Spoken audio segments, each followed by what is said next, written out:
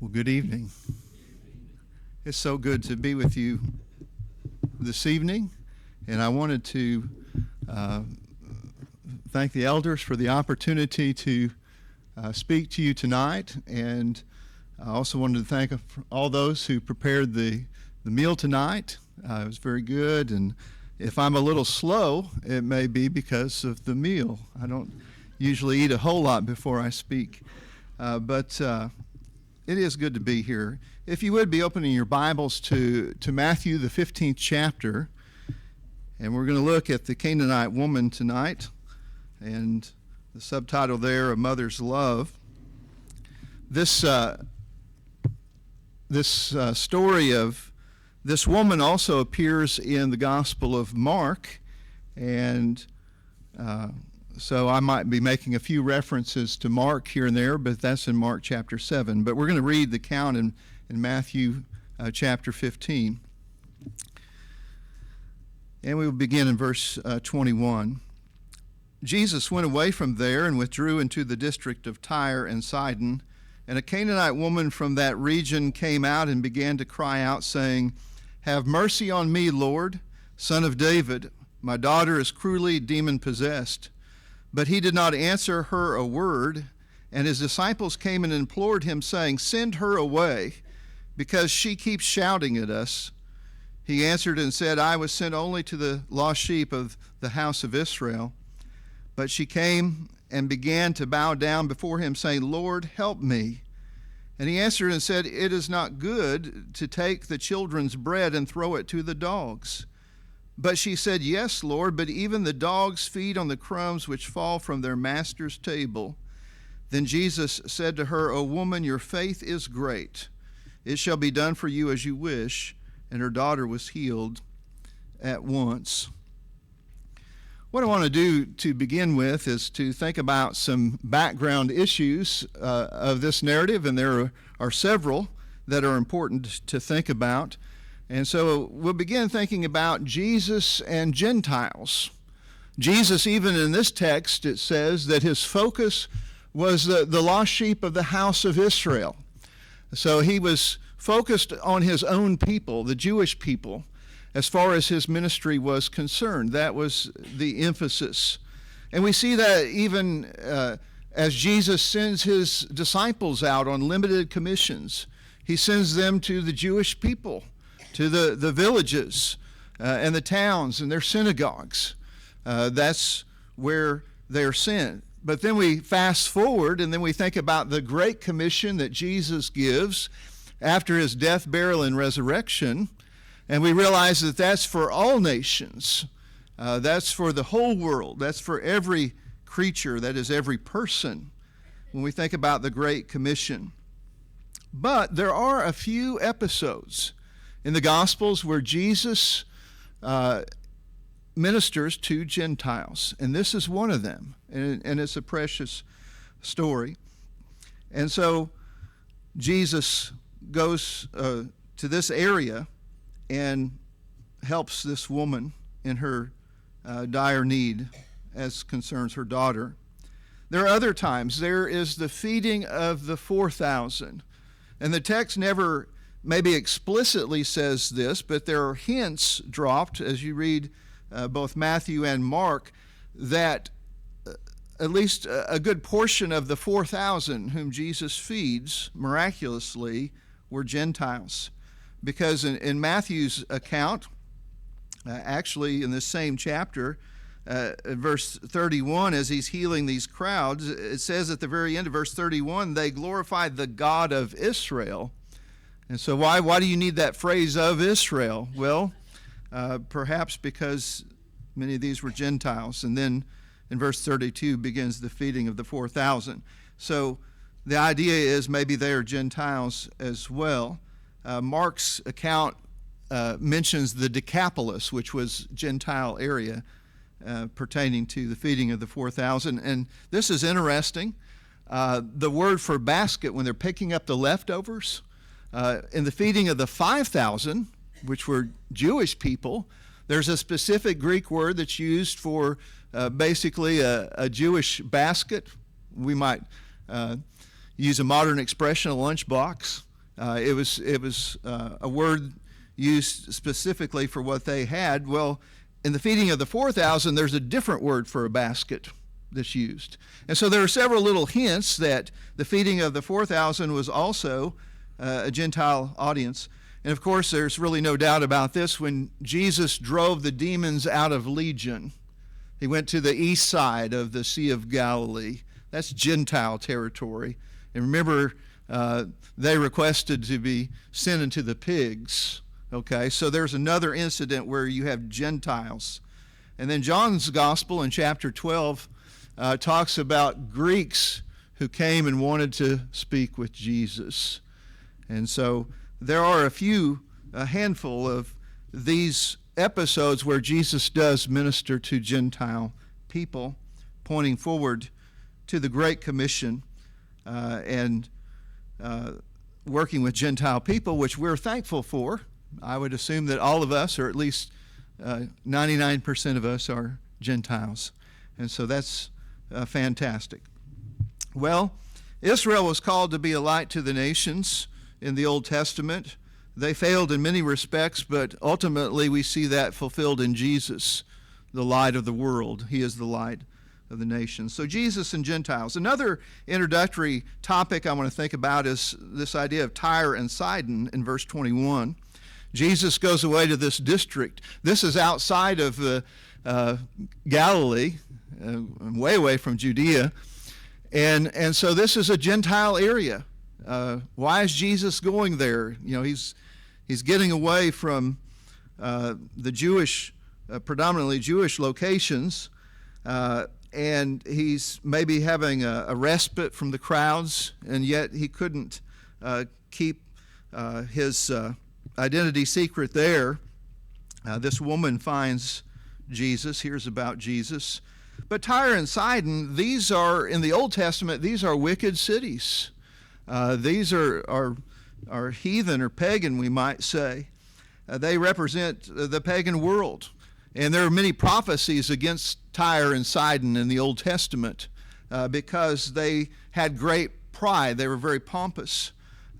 They were successful in trade. They were right on the coast there and on the Mediterranean Sea. And so there were lots of ships going out, lots of trade and commerce, and there was great wealth.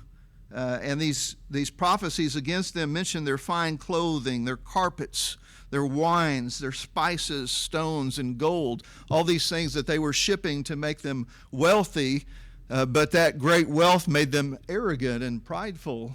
And so there's a message for us today to be careful. You know, we live in the wealthiest, or at least one of the wealthiest nations of the world, and yet it's so easy to become prideful and forget the giver of every good blessing.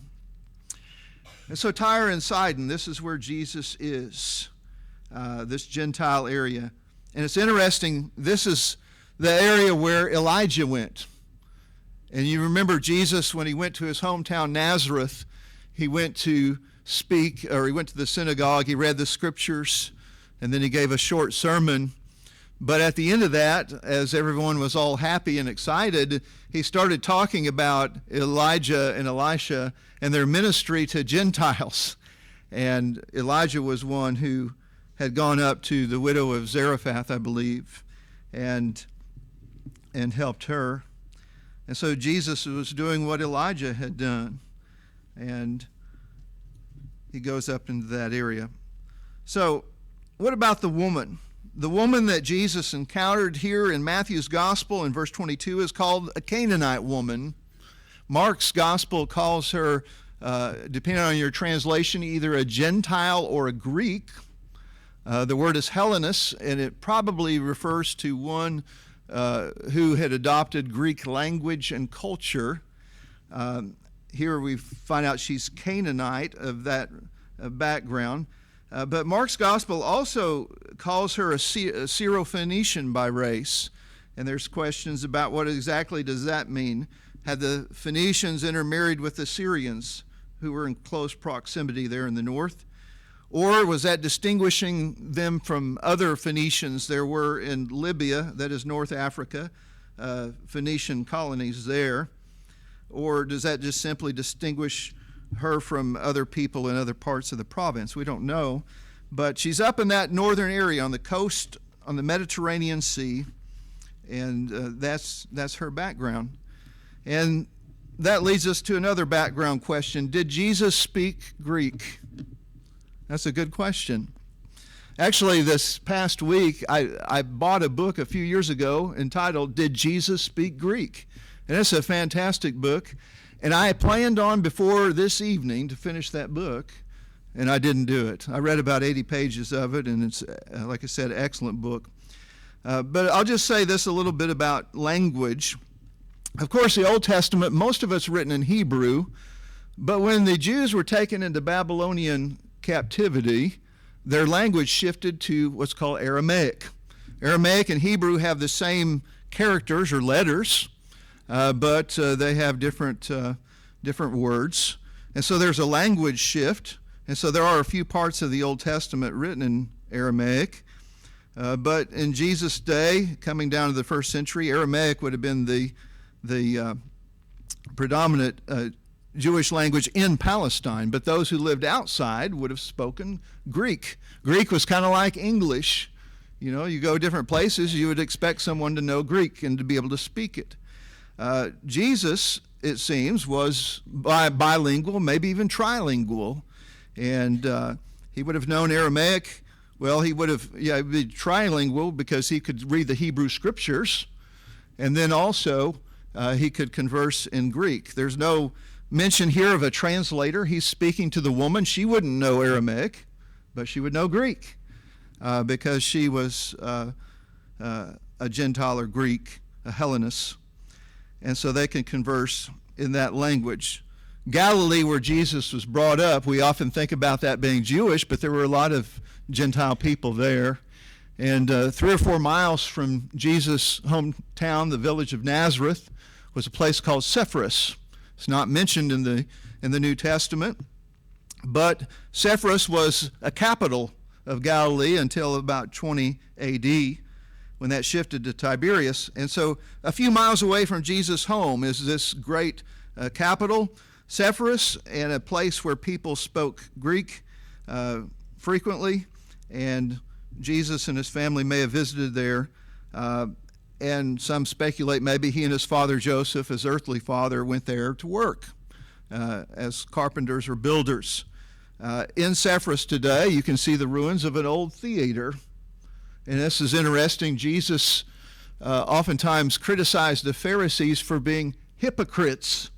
And that word hypocrite describes a play actor, one who pretends to be somebody else but is really not. It's really a different person. And so they were hypocrites. Perhaps he drew that from his time in that area around his hometown.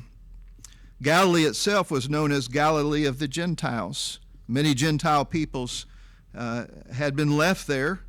The Israelites failed to drive out the Canaanites in the Judges period.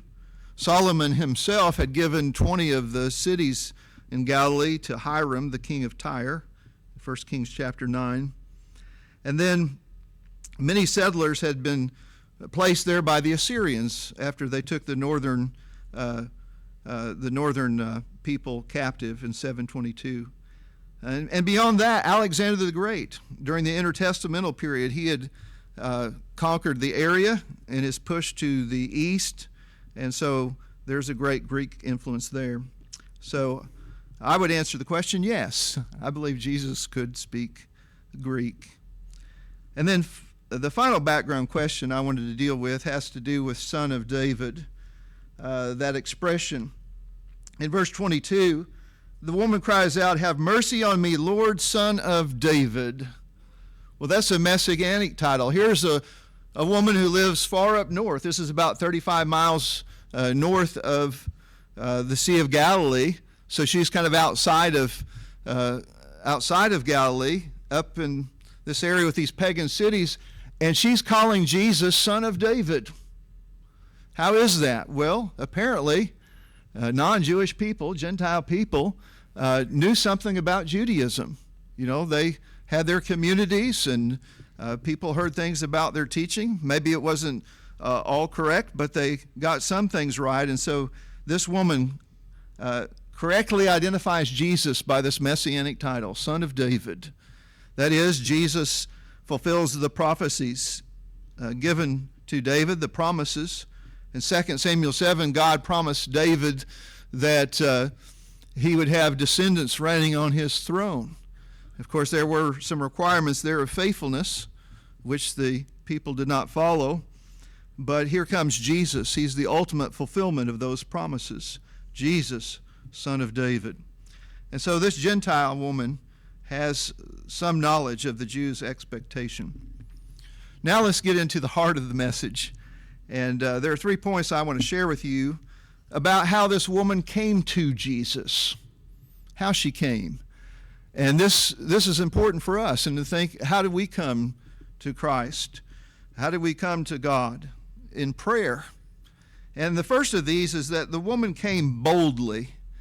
In verse 22, and a Canaanite woman from that region came out and began to cry out, saying, "Have mercy on me, Lord, Son of David. My daughter is cruelly demon-possessed." Her daughter was suffering greatly at the hands of Satan and this demon that had possessed her. And so the woman comes boldly because of the crisis at hand. Mark's gospel says that she immediately came to Jesus. So she comes boldly and cries out for mercy. She didn't hesitate because of some type of fear or embarrassment, but she comes boldly. There are lots of questions about demon possession.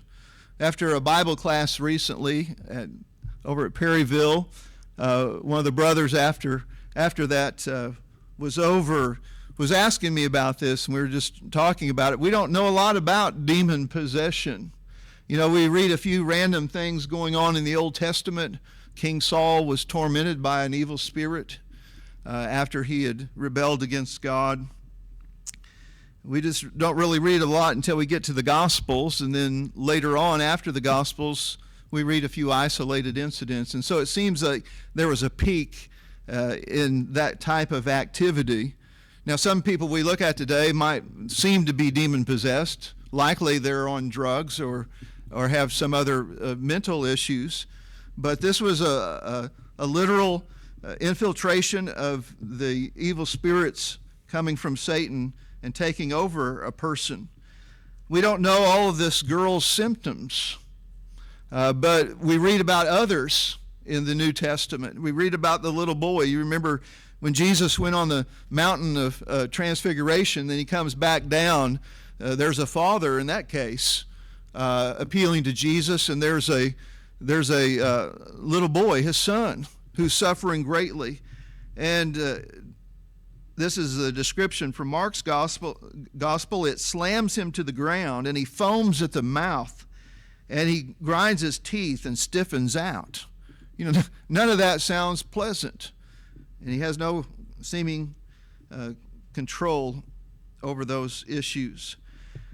And so we don't know what was going on with this little girl, this daughter, but whatever it was, it couldn't have been good. And so this mother, out of a mother's love, comes boldly to Jesus because she believes that he can do something about it, that he can change her little girl's situation. Think about how uncomfortable it may have been. Here's a Gentile woman appealing to a Jewish man. I mean, we can go back to John chapter 4 and think about the woman at the well when Jesus was conversing with her. She was very uncomfortable. You know, here's this man who's Jewish, and you know, she's a Samaritan woman. You know, why are you talking to me, basically? And why are you asking me for a drink? You know, we don't use the same vessels. And so again, you have a woman, and she's not Jewish, and she's interacting with Jesus. She's boldly coming to him, asking him to help her. What about us? Do we come boldly? Do you know that God invites you to come boldly to him in prayer?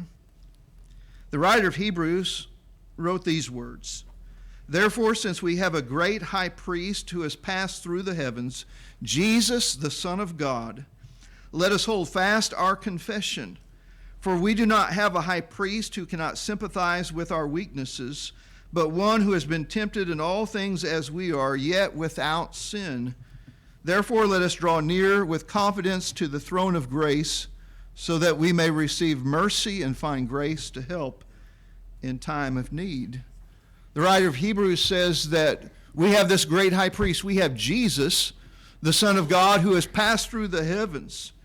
And so he can sympathize with us because he was tempted like we are, yet he never sinned. And so we can draw near to God. We can draw near with confidence. We can come with boldness to the throne of grace. I love that expression, the throne of grace. And so God invites us to come boldly, believing that he can help us. So the woman came boldly. Secondly, she was persistent. Persistent. And I'm kind of borrowing from Mark's gospel and thinking about this point. Mark says that she kept asking. She kept on asking. You know, if you really want something from someone and you're determined about it and you know that they can give it to you, maybe you become then persistent. You know, you're not going to leave until you get what you're asking for. You're persistent. Well, this is how this woman was. Notice in verses 23 and 24, it says that Jesus did not answer her at first. He was silent. He was quiet. His disciples came and implored him, saying, "Send her away because she keeps shouting at us." The disciples didn't want anything to do with this woman. They didn't say, you know, answer her request so she'll leave. They just said, send her away. Make her go away. We don't want to bother with her. And so that's their solution to the problem. You know, the disciples were like that sometimes. If they saw someone that didn't really fit in their box, they just wanted them to go away. There was another occasion, we read about this in Matthew chapter 19, where apparently some parents are bringing their children to Jesus so that he might lay his hands on them and bless them or pray over them. And the disciples rebuke them and want them to go away. And of course, Jesus invites the little children to come to him. But they didn't fit in the disciples' box as people that were important. They didn't see the little children as important. Here they don't see the woman who's not a Jew. They don't see her as important.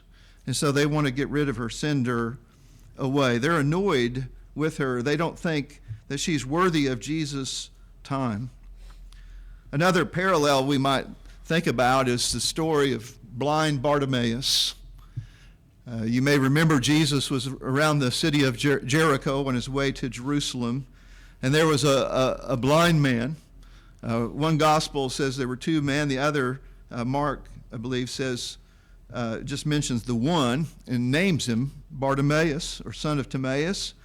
And he hears about Jesus, and Jesus is passing through, and he keeps yelling at the top of his voice for Jesus, Son of David. There's that title again. Have mercy on me.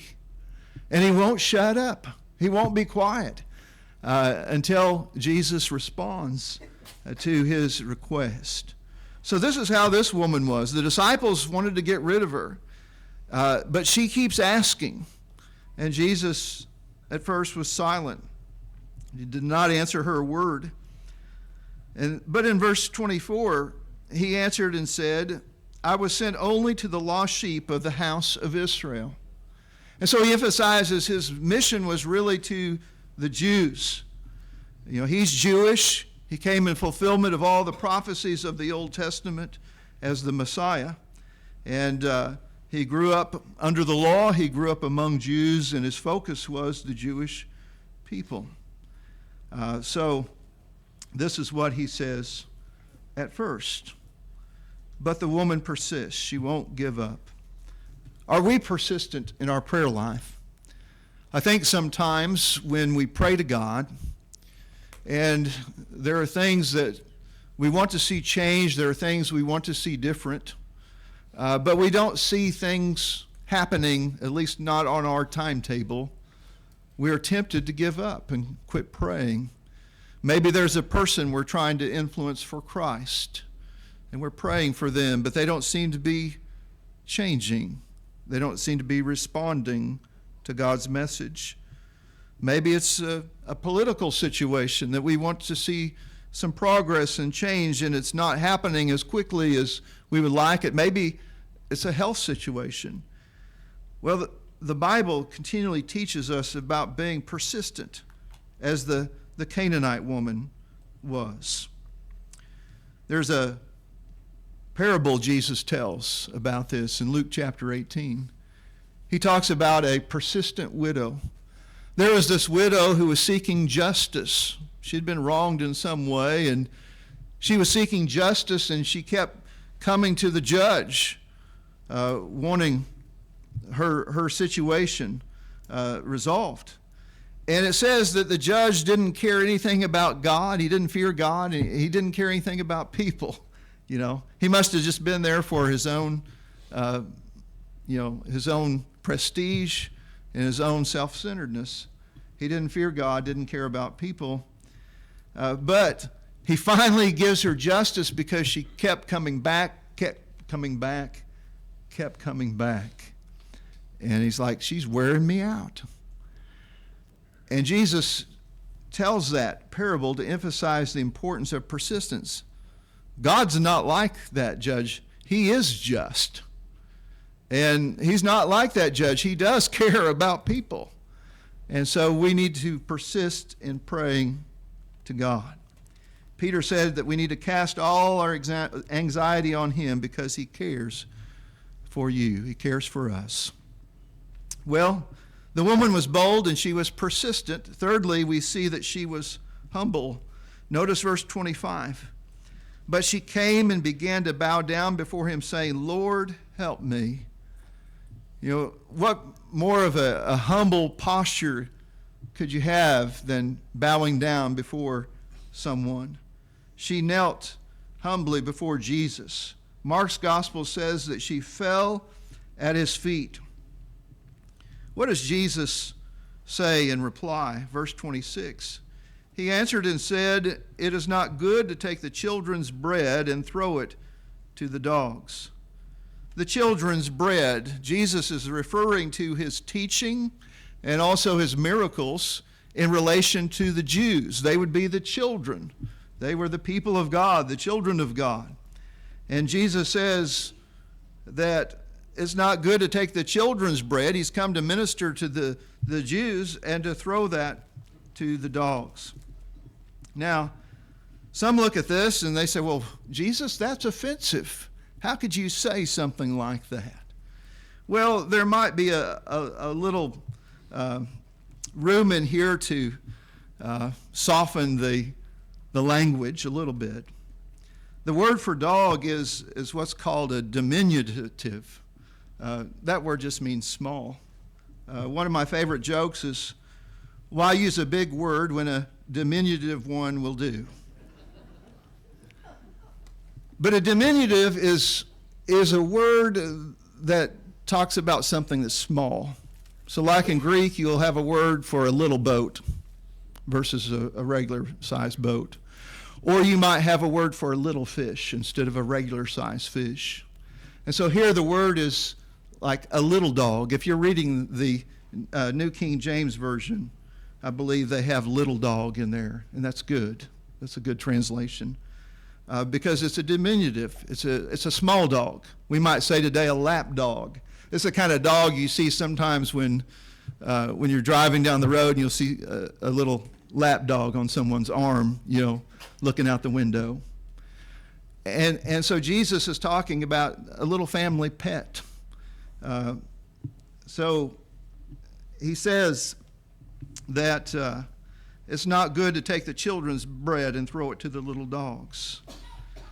Now, Gentiles were by Jews called dogs, but we were thinking maybe about big dogs, and there's some reasons for that. Gentiles, like dogs, at least from the Jewish point of view, were scavengers. A dog that just roams the neighborhood will eat out of any garbage can, any dump, whatever they can get. And that's how the Jews viewed the Gentiles, because they did not keep a kosher diet. They just ate anything that they wanted. They also viewed them as like roaming dogs, because Gentiles oftentimes fulfilled their immoral passions, their lusts, and did not practice self-control. And then also, like subservient dogs, Gentiles were outside of God's covenant. So there were several reasons why they might refer to them as dogs. Now, Jesus sometimes offended people. Even in this very chapter, if you look back at verse 12, the disciples were concerned, and they said, "Do you not know that the Pharisees were offended when they heard this statement?" Well, that's a different text, but I just wanted to point that out. Sometimes Jesus offended people by telling them the truth. And some look at this and say, well, his words are offensive. And they could have been. But the test was for this woman to take and to understand Jesus' words and to show her faith and not be offended. Are you easily offended? Sometimes we talk about people that have thin skin. They're easily offended. Instead of having thin skin, we need to be more like a duck. Duck just shakes it off and the water just flows off their backside. We don't need to be easily offended or so sensitive sometimes. Well, this woman was not offended, and it was to her benefit. Notice verse 27. But she said, "Yes, Lord, but even the dogs," that is the little dogs, "feed on the crumbs which fall from their master's table." And so she's continuing the imagery that Jesus brought up and says, well, in the family environment, with the little dogs, if you drop something off the table, they'll eat it up. And this was a great statement of faith and humility, showing a mother's love. She wanted her daughter to be made well. She was not offended. And she was saying, as one writer put it, both parties may eat simultaneously. If the dogs are nearby and all they seek are a few morsels, then she's saying that Jesus can easily heal her little girl. It's just like a morsel. It's no big thing for Jesus to do. It's a small thing. He has so much power. She believes that crumb-sized blessings will suffice to meet the need she lays before Jesus. So Jesus heals her daughter at once. We read at verse 28. Jesus said to her, "O woman, your faith is great. It shall be done for you as you wish." And her daughter was healed at once. Notice that this is one example. There's at least another. There may be more than that, but where Jesus heals somebody from a distance. He doesn't have to be in the same room or even the same city to heal somebody. He can do that from a distance. But this woman came humbly. She bowed before Jesus. She didn't take offense at his statement, but rather flipped that, showing her faith that she believed that Jesus could change her situation. And so Jesus compliments her in verse 28. Your faith is great. Jesus said that on a few occasions, and at least this time, and maybe another, it was regarding a Gentile. Your faith is great. What about mothers today? Mothers will go to great extremes for their children, godly mothers. There is a word in the New Testament that bothers me, but what bothers me more is seeing it in practice. In some translations, it appears as unloving. In others, a more literal translation is without natural affection. And this is from 2 Timothy 3 at verse 3. Without natural affection. Storge is the Greek word for family love, and astorgos, the word in 2 Timothy 3:3, means lacking normal human affection or without this familial love. Some people are so self-absorbed that they don't give the due attention that their children need and deserve. They need and deserve. But in Christ's church, it should not be that way. Mothers should be loving and sacrificial. I was Googling this idea, trying to come up with some images. Of course, most everything today is copyrighted, so I didn't copy and paste those and share those, but I want to describe them with words. There were two images that caught my eye that I thought were just incredible. And they were both from third world countries, but they illustrate this idea of natural affection. Now, I have no idea whether or not these ladies were Christians. I don't know. Perhaps not. But one image was this. A woman was wading through water. I don't know, it may have been a river, but the water was up to her neck. And on top of her head, she had a basket. And in that basket was a little boy. And so she was neck deep wading through water, carrying who I assume would be her son on top of her head in a basket. And that's a mother's love. That's like the Canaanite or Syrophoenician woman who came to Jesus, who came boldly, who came with persistence, who came with humility. That's like that woman. Another picture may have been even more powerful. There was a woman sleeping on concrete or on blocks. It was kind of a concrete paved area. She was sleeping on that flat on her back. How would you like to go home tonight and maybe go out in your garage or maybe out in the driveway and just lay down and sleep there during the night? I doubt any of us would want to do that. We go home to our comfortable beds with our nice pillows and blankets. But this woman was laying down on that hard concrete, and her child, a little girl, was laying on top of her stomach, enjoying the warmth and the softness of her mother while her mother laid on hard concrete. That's a mother's love. And that's the love that we see evident in our story tonight. Mothers should want to do the best for their children, as the Canaanite woman did.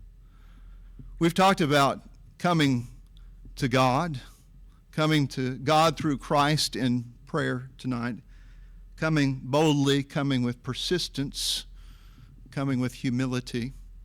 Perhaps tonight there's someone who needs the prayers of the church here, and we'd love to pray for you. Perhaps there's one who's never obeyed the gospel of Christ, has never confessed faith in Jesus as the Son of God, has never turned from sin in repentance, and never been buried with Christ in baptism to have all their sins washed away. We want to invite you to do that if you've never done that. Would you come as together we stand?